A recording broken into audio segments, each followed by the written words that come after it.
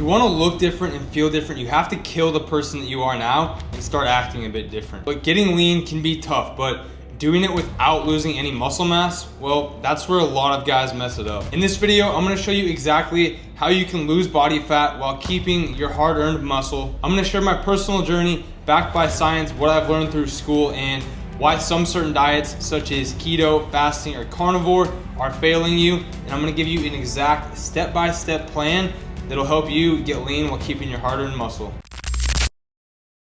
Here's the biggest mistake that guys make right away when they want to lose body fat and get lean. They think that they can just starve themselves to a nice, lean, ripped physique, and that is certainly not the case. I used to think that eating 1,200 calories, doing hours of cardio every single day was the way, but that just left me feeling flat, feeling weak, not having energy, and losing a bunch of muscle in the process. All to just put on a bunch of body fat again once I stopped dieting. The reason for this, when you cut calories too aggressively and you create a severe energy deficit, your body is gonna start utilizing some of that muscle mass to compensate for the lack in energy coming in, not just fat mass. Research from the Journal of Clinical Endocrinology and Metabolism shows that rapid weight loss can lead to significant muscle loss. Ideally, we wanna shoot for about 1% of our body weight lost per week. So being a 200-pound male,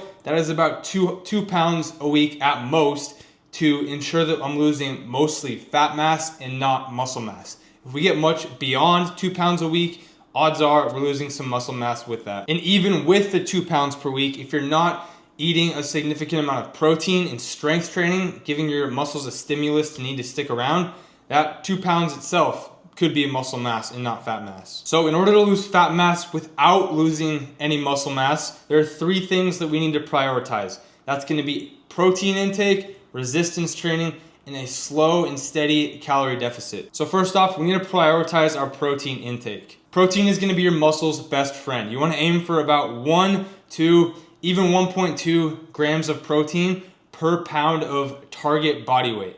And the reason I say target body weight and not your current body weight is because if you have a significant amount of fat to lose, let's say right now you weigh 260 pounds, but you want to get down closer to 200, eating 260 grams of protein or more a day could be a lot. And it's unnecessary because our fat tissue does not need protein, but our lean body mass, aka our fat-free tissue, does need that protein to survive and thrive. That is our bones, our muscles, our organs, anything that contributes to our overall well-being. And eating enough protein keeps your muscles fed and full and strong while your body is tapping into your body fat stores, your adipose tissue, for that excess energy that it needs. Studies like the one from the American Journal of Clinical Nutrition found that high protein diets can preserve muscle mass during a fat loss phase. Pillar number 2 that we need to talk about when figuring out how we're gonna maintain our muscle mass while losing body fat is strength training. Lifting weights tells your body that, hey, we actually need these muscles. So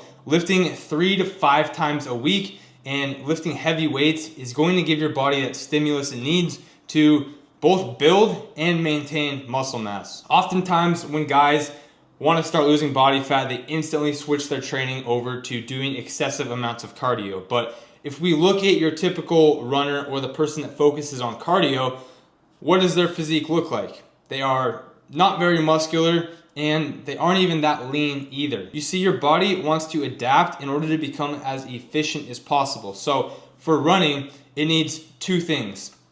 1, it needs a long-term energy store, and 2, it needs to only have the weight that it needs or to be efficient. So it's gonna get rid of any excess weight that is not helping it be more efficient at running.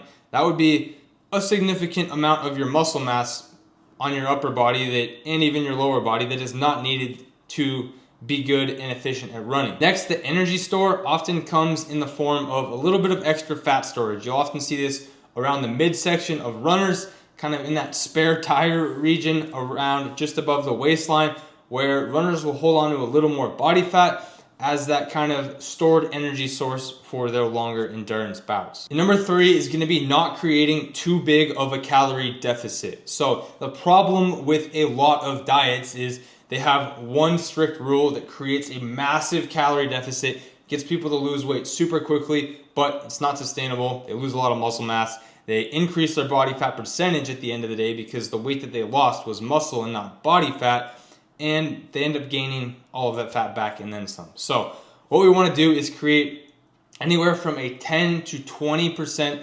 calorie deficit. And this is usually going to equate to about 3,500 calories per week, which is equivalent of 1 pound of body fat in terms of energy. And like I said before, we want to aim for that about 1 to 2 pounds of weight loss per week in order to maximize fat loss and minimize muscle loss. Now let's talk about why a lot of these popular diets, such as fasting, keto, even carnivore, can sometimes be bad at maintaining muscle mass and end up failing you in the long term, making you even more fat than you are right now. So first off, let's hit on keto.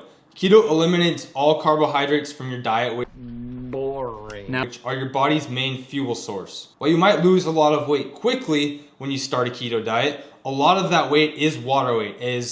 While you might lose a lot of weight quickly when you start a keto diet, unfortunately, a lot of that weight in the beginning is just simply water weight. Carbs store water in our muscles, so when we eliminate carbs from our diet, our body is holding on to a lot less water. Plus, your performance in the gym is going to drop as you don't have that steady, readily available energy source coming in, and you're going to have a lot more hunger and cravings throughout the day. In a study found in the Sports Medicine Open Journal, found that low-carb diets actually can reduce your strength and endurance, which are both key for maintaining muscle mass. Number 2 is going to be intermittent fasting.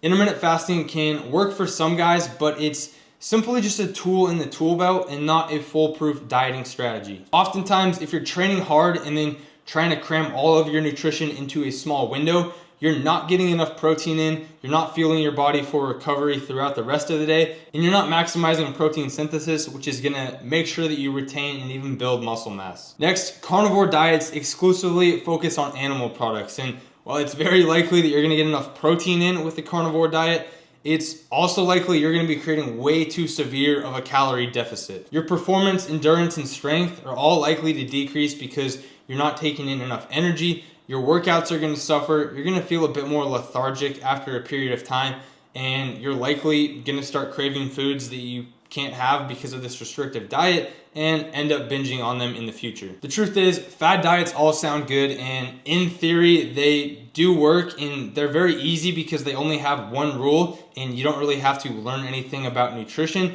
But at the end of the day, they are not very sustainable and they're suboptimal for both preserving your muscle mass and preserving or improving your performance. Now that you know what not to do, let's get on what to do and give you that step-by-step guide so that you can lose body fat and maintain your muscle mass so that you can have a nice, lean, ripped physique.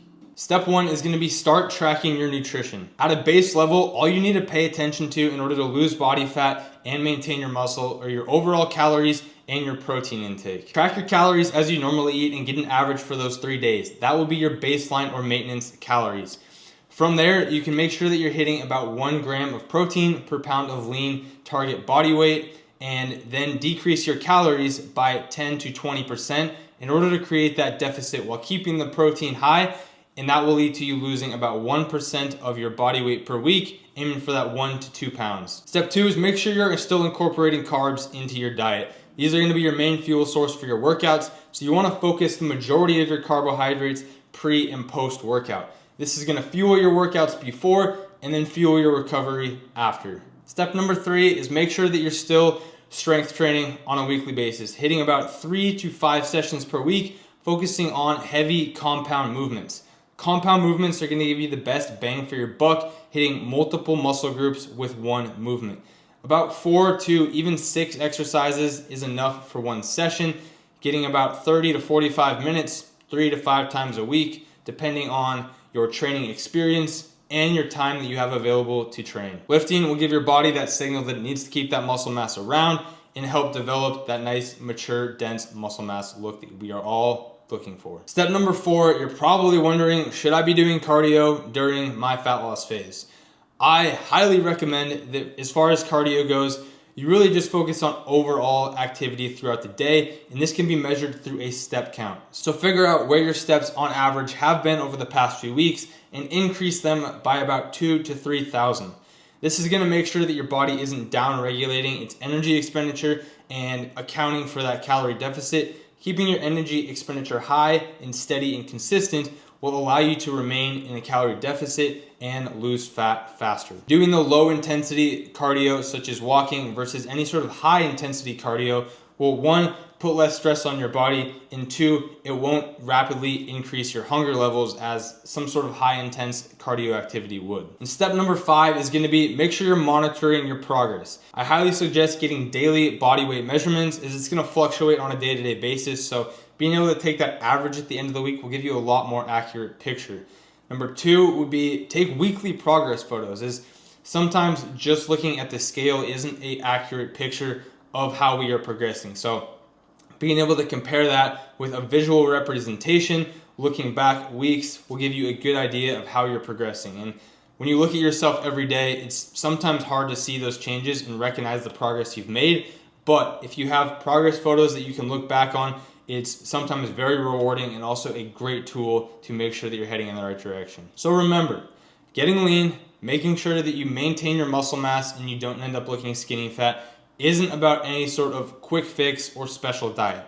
Simply about consistency with the basics, making sure you're giving your muscles that stimulus to stick around by strength training, fueling your muscles with the proper nutrition, getting enough protein in, and also making sure your body is getting enough carbs and energy to still train hard, perform high throughout the day, and recover between training sessions with the amount of stress that you're putting on your body, 1 at work, 1, 2 with the diet, and 3 in the gym.